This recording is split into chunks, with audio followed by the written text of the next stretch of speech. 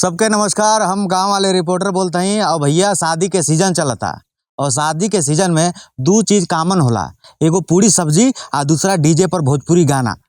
और ई जौन लगन बाटे ए लगन में एक और चीज कॉमन हो गइल बा, ऊ ह कि तू हंस के बोललू ये जान दिलवा के दर्द बढ़ गइल। अब तहनी कहवा जा कि गाँव वाले रिपोर्टर गाना काहे गाते हैं भैया? तो भैया ये हमार गाना ना है, ये गाना है अवनीश बाबू के, जो देवरिया के रहे वाला बाने। मरले बाने एकदम गर्दा मचा डाला बाने अपने गीत से। लगभग 15 करोड़ से ज़्यादा लोग ये गीत के सुन लिहले बा। अब सोचा कितना लोगन के दीवाना बना चुकल बाने। इनके खोजत खोजत हम आ गइल बानी। और देखो भाई साहब चश्मा लगा के खड़ियाइल बाने। चलिए इनके बतियावल जा, हाल चाल पूछल जा। अवनीश भाई का हाल चाल बा? बहुत बढ़िया भैया, आपके बहुत बहुत नमस्कार। भाई का जादू कैले बाड़ा, सबके दीवाना कर दल बाड़ा? बस ये लोग के प्यार है जितना लगातार मिल रहा बा। और अच्छा 15 करोड़ लोग देख लियल बा नो? हाँ 15 करोड़ लोग देख चुकल बा। एकदम तूफान में, एकदम कहल जाला एक्सप्रेस से बढ़न एक्सप्रेस में चलता हुआ। अच्छा ये बताओ, जब तू गीतिया बनौले रहला तो तोके लगत रहे का कि इतना हिट हो जाएगा? नहीं बिल्कुल नॉर्मल लागत रहे, सामान्य। और अच्छा लगा, हमके अच्छा लगल कि बनावल जा। पता ना रहे कि लोग इतना सुनी, इतना प्यार दी। अच्छा एकरे पहले तोहार कोनो गाना आइल है? हाँ एक पहले भी आइल है। तो काहे लुका लुका के बनने आवत रहला, का पता नहीं चलल? अब पारिवारिक उतना सपोर्ट ना रहे तो चोरी छिपे जैसे हुए गाना बने। अब ई जन बा गाना ब्लास्ट भइल ह, तो पारिवारिक सपोर्ट कैसन मिलता गार्जियन के, माता पिताजी के? अब तो एकदम खुश बा लोग, एकदम बाबू गाओ, आशीर्वाद मिलता खूब। हाँ गाना गाओ बढ़िया। तो पहले तो भैया जे तमाम हमारे दर्शक देखा था, हम चाहब कि 2 लाइन सुनावो, तबे न जानी लो कि भाई ये अवनीश बाबू हमें काहे के वीडियो में तो लोकल नहीं बाड़ा, तू हीरो कोनो नाचत ह। तो पहले तू गाना सुनावा। तू हंसी के बोललू ये जहान दिलवा में दर्द बढ़ी गइल।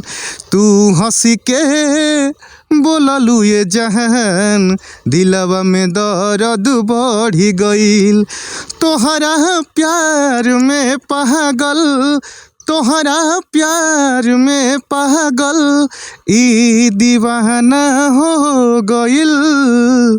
तू हंसी के बोललू ये जहान दिलवा में दर्द बढ़ गई। अच्छा ये बताओ, शादी के सीजन चलता, न्योता वोता आवत होई तो कहीं जात होगा तो ये गाना तो सुने के मिलत होई? हाँ चारों तरफ सुने के मिला। कितना मजा आवेला जब सुन के? मजा आवेला, काफी दिल गदगद हो जाला कि हमके लोग सुनता अच्छा कहता। तो जौन तारे साथे के यार बाने सब, वो लोग के कितना अच्छा लगेला कि हमार भावा इतना भारी स्टार हो गए। कहीं भी गाना चलत होगे भाई लोग वीडियो कॉल करके भाई तार गाना बजाता, एकदम मजा। तो अब का तैयारी बा अवनीश बाबू के, का धमाल मचावे वाला बाने? बस अगला एल्बम आए वाला बा जो हम खुद भी एक्टिंग कइले बानी। हाँ एगो सवाल तो हम बोलेगा नहीं भैया कि 15 करोड़ लोग वीडियोवा देख लल बा तोहार, और वीडियो में तू नहीं लौकतड़ा, काहे तू नहीं लिपसिंग में कैला? ताकि आजकल तो भोजपुरी एल्बम के जौन हीरो बाने सब, ये 5 लाख लोग देखा था तो तुरंत कह देना था भैया हम हीरो। तो तू कब हीरो आवतड़ा या फिर का तोहार प्लान बा, बतावा जरा। नहीं क्या हो के, लेकिन लोग के काफी ज्यादा डिमांड हुआ तो हम वीडियो में जरूर आ। तैयारी भइल बा ना? पूरा वीडियो शूट हो गया। वीडियो आवता तोहार 1 जनवरी का आवता, लोग के देखे के मिली मजा। तमाम लोग जौन बा 15 करोड़ लोग लगभग अवनीश बाबू के नाम से जानता। चेहरा नहीं देख ले रहा, पहली बार चेहरा गोरखपुर एक्सप्रेस न्यूज और गांव वाले रिपोर्टर पर देखे के मिला था। तो भैया देख ला जा, बड़ा मेहनत से खोज के लाइल बानी हम इनके, और बढ़िया से देखा जा, प्यार द जा, और अपना पूर्वांचल के भाई के आगे बढ़ाओ जा। तमाम दर्शक जो देखा था उनके का कहब? उनके हम ये कहब कि अपन जितना जैसे इतना प्यार मिल रहा बा, ऐसे आगे भी हमके प्यार मिलत रहे और हमके सपोर्ट करते रहे लोग, सुनत रहे। हम एक से एक दमदार गाना बनाते रहे बोलो खातिर। अच्छा एक बात बता दो, देवरिया में कहाँ घर है, कहाँ के रहे वाला हवा? देवरिया थाना कुखुंदू, जैसे मगारा चौराहा के आसपास। जिला देवरिया? हाँ जिला देवरिया। पूर्वांचल के झंडा एकदम गाड़ देव, एकदम पूर्वांचल के एकदम नाम कर देव।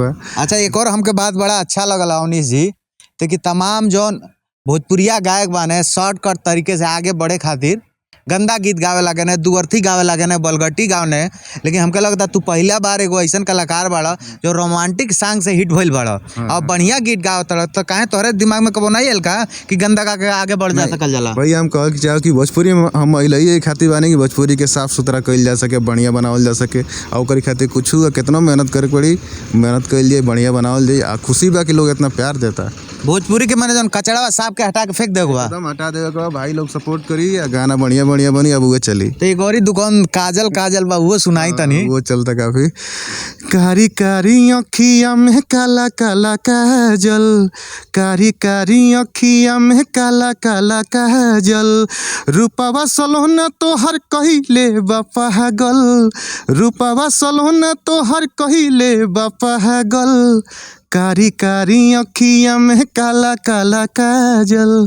अच्छा पिताजी तो के बारे में तोहरे बात करी, तोहर पिताजी हम सुनने के तो के इंजीनियर बनावल चाहता हमें, लौंडा हीरो बनल चाहता, तो कब रिस्क नहीं लगला उनके? पहले तो बहुत लागे कि ऊ कोई देता कहे कि ये कुल कर गाँव समाज में बेइज्जती करा। हाँ। लाख लाख रुपया दे के फीस दे के पढ़ावत नहीं, तू गाना बनावा ये कुल कर फालतू काम। अब का कहने? अब तो कहने बाबू गाओ। अब हमरे भाई की जलवा टाइट बना एकदम। तो एमटेक भी आप करे नहीं? हाँ सेकेंड ईयर मैकेनिकल इंजीनियरिंग। अच्छा तो का तैयारी बा एमटेक के जॉब करे के बा या एज सिंगर ही परफॉर्म करे? ये सिंगर ही परफॉर्म करे के बा, एमे बेहतर करके बेहतर करे के बा और भोजपुरी कचड़ा साफ करे एकदम साफ हो जाइए। शुरुआत हो गई बा ना, और बढ़िया बढ़िया गीत बना के बा। हाँ जे भी नया सिंगर आओ, जे भी हमारे भाई बहन उनसे हम ये कहो कि साफ सुथरा गाना चली या चल रहा बा, सब भाई लोग बढ़िया बढ़िया गाना बनावा, बढ़िया गाना से भी आगे बढ़ल जा सकेला। आगे बढ़ल जा सकेला, लोग बढ़ता साथ दलो सब जन मिल के साफ हो जाई। अच्छा भोजपुरी में एक गाना हिट हो जाला तो लोग हीरो बन जाला, तोहार तो 2-3 गाना हिट हो गइल बा, तोहार कब तैयारी बा? नहीं हीरो नहीं के हीरो बनावे के बा। हीरो बनावे के जेकरी अंदर एक्टिंग होखे उ सामने आई, ओकरी खातिर कुछ काम करे के बा। अरे वाह, भोजपुरी यानी प्रोफेशन के नया ट्रेड लाग बा। तो उन्हीं जी आपके टीम में के भाई बतावल जा? हमारा टीम में सबसे बड़ा तो हमारे म्यूजिक डायरेक्टर जी, जे समय भोजपुरी में पूरा धमाल मचा रहल बाने। अच्छा सत्येंद्र जी जिनका नाम गोरखपुर से हुआ बा ना। अच्छा हाँ माने पूरा गोरखपुरिया टीम, पूरा टीम अपना पूर्वांचल की टीम। राइटर भी अपनी क्षेत्र के बना साईं प्रकाश जी। हाँ यो अपने क्षेत्र का है। हाँ बस हमारे वीडियो की टीम झारखंड से राज भाई, खुशी जी, उनका पूरा टीम जे यूपी बिहार झारखंड में एकदम मिल के गर्दा मचावल जाता। सब लोग मिल के काम कर रहा है एक संगे। बढ़िया टीम बा, बढ़िया काम होता, आगे भी बढ़िया काम करे, बढ़िया काम हुई। और तो अवनीश भाई हमारा शुभकामना बा कि आप खूब आगे बढ़ी, अब भोजपुरी में साफ सुथरा गीत लाई और तमाम जे लोग दर्शक देखा था उन सबसे निहोरा बा कि ये भाई के आगे बढ़ाई, कहें कि भाई गायकी के साथ साथ भोजपुरी भाषा के सम्मान बढ़ाता हूँ भैया, तबे ना आगे बढ़िए तो कुछ करिए। तो गांव वाले रिपोर्टर के साथ बनल रही। हमारा नाम विष्णु प्रभाकर और हमारे कैमरा के पीछे एगो मजबूत स्मार्ट लड़का जेकर नाम अभय राव, हमार नाम विष्णु प्रभाकर। चलते हैं, नमस्कार।